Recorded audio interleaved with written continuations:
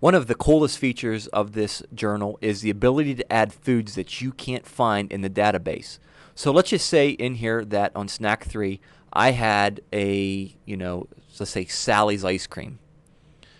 And Sally's ice cream, after I type in some of this stuff to try to find it, is not there.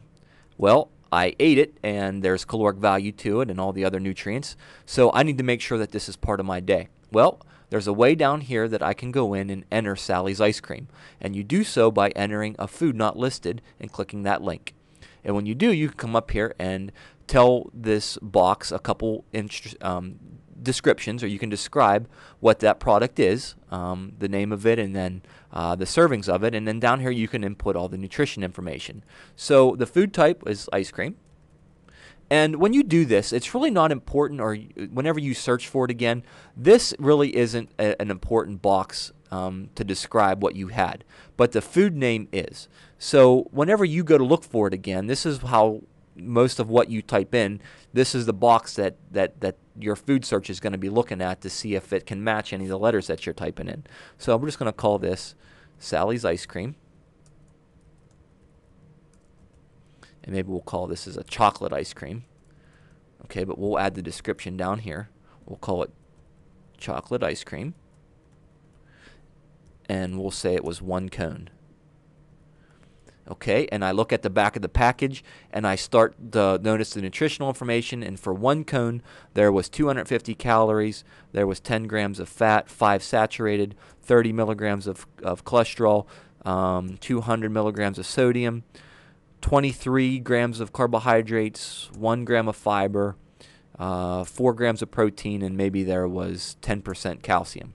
When you're ready, you're going to click Save. And now, whenever you come back out here and you want to find that ice cream,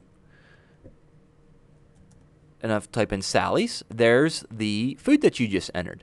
Now, one thing I want you to know about this is that anytime that you personally create a food not listed and you add something, it's only going to stay within your own user nutritional journal, which means that this Sally's ice cream is not going to be available to anybody else in this program until I approve it.